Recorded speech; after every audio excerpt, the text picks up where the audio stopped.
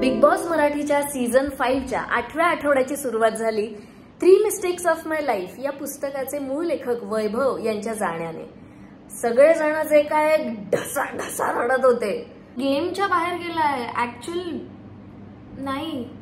अरबाजचं तरी ठीक आहे, जान्हवीचं सुद्धा ठीक आहे, पण निकी एवढी का रडत होती?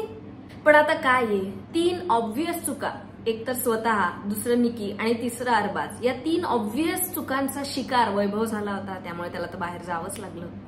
आणि मग टास्क आला रायफल धावत जाऊन पकडण्याचा. कसं आहे ना, निकीने ऑलरेडीच तिच्या वागण्या बोलण्याचा बार इतका लो सेट केलाय आणि पिच इतका हाय सेट केलाय की ती जरा जरी मंद्र सप्तकात बोलली तरी सुद्धा लोक एकदम भरून पावतात. पण हे प्रेक्षकांचं झालं तर ठीक आहे.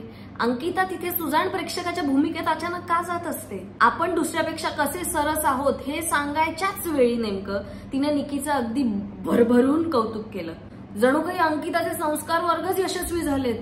अशा वागण्यामुळे ना अंकिताला मला कसं खालचा सा द्यावासा वाटतो. त्या घरात ना एक कंपनी आहे, म्हणजे फर्म असण्याचं ते खूप नाटक खूप करत असतात, पण यू नो फर्म म्हणजे तशी कंपनी आहे एक. त्याचं नाव आहे पटवे अँड कंपनी आणि याचे 2 CEO आहेत, निकी आणि अरबाज. दुसऱ्यांना ही दोघं जे काही पटवून देऊ शकतात ना, म्हणजे निकी अचानक संग्राम दादांशी ना अशी पॅचअप करायला बसली आणि मग हटाई करताना त्याला समंजसपणाची एक कलई तिने जी काही दिली. तुमचा प्रोसेसिंग स्लो आहे, माझं फास्ट आहे, आय ऍक्सेप्ट इट. यात कसला आलाय ऍक्सेप्टन्स? बरं, संग्राम दादा सुद्धा तिथे समोर बसून, जर का अरबाज आणि तुम्ही समोर आलात ना तर मी जो कोणी बरोबर असेल ना त्याची साईड घेईन.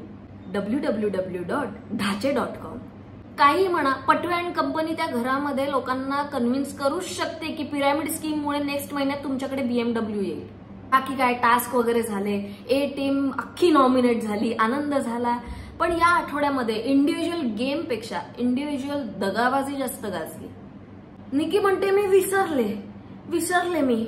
मग कशाला नंतर कन्व्हिन्स करते की कसं तुला कॅप्टन्सीचं सगळे पोटेन्शियल हे संग्राम दादांमध्ये दिसतं, कसं मला नाही यार करायचंय नॉमिनेट पॅडी दादांना, माझी काही दुश्मनी नाहीये यार त्यांच्याशी, कशाला करते मस्त कन्व्हिन्स. आणि तिची मजल, तिच्यातले गट्स एवढे आहेत की ती बी टीमला समोर बसवून त्यांना म्हणते की तुम्हालाच कसे सारखे धोके भेटतात. अगं ते तरी कंटेस्टंट्स आहेत एकमेकांना धोका देणारे. तुझ्या समोर अरबाज तुझा मित्र आहे, तू म्हणजे गुलीगत धोक्याची ब्रँड एम्बॅसेडर आहेस, तू काय त्यांना विचारतेस? पण कसं आहे ना, निकीची दगाबाजी म्हणजे तिने अरबाजला असं जवळ बोलवलं, त्याला असं फिरवलं आणि मग त्याच्या पाठीमध्ये असा खंजीर असा छान खुपसला. पण ते दोघही आता इतके बिचारे, इतके वल्नरेबल आणि इतके एकमेकांवर डिपेंडंट आहेत ना की ब्रेकअप झाल्यानंतर पॅचअप म्हणजे बाष्पीभवनासारखं निसर्ग चक्रासारखं त्यांचं आता ते अगदी ऑब्व्हियस झालेलं आहे.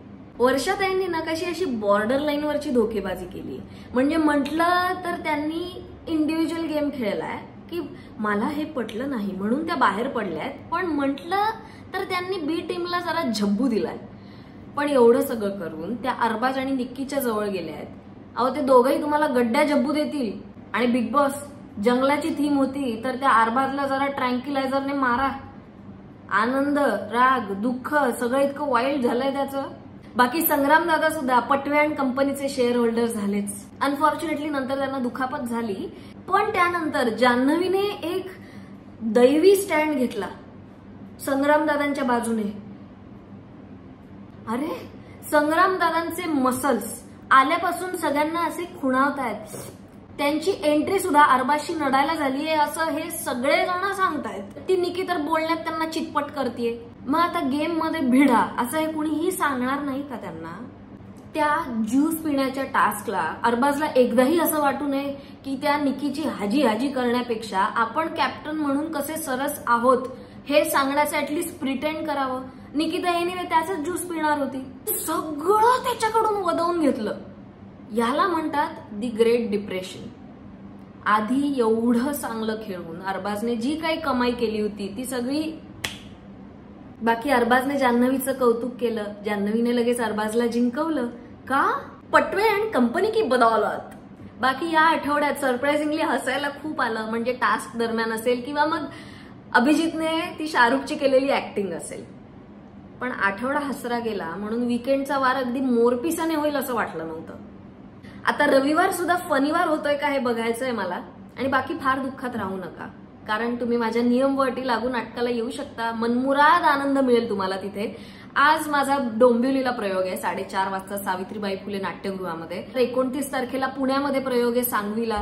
त्याच्यानंतर 1 तारखेला मुलुंडमध्ये प्रयोग आहे. सगळ्या आमच्या प्रयोगांची लिस्ट तुम्हाला बुक माय शो वरती दिसेल. त्यामुळे नक्की माझ्या प्रयोगाला, नियम व अटी लागू या नाटकाला जरूर या. नुकताच आमचा कतारमध्ये सुद्धा प्रयोग झाला आणि कमाल प्रतिसाद मिळाला. त्याचा सुद्धा व्लॉग कतारमध्ये आहेच आहे. बाकी नेक्स्ट वीकेंडला रोस्टचे प्रयोग करायला मी येणार आहेच आहे. तोपर्यंत भेटूच.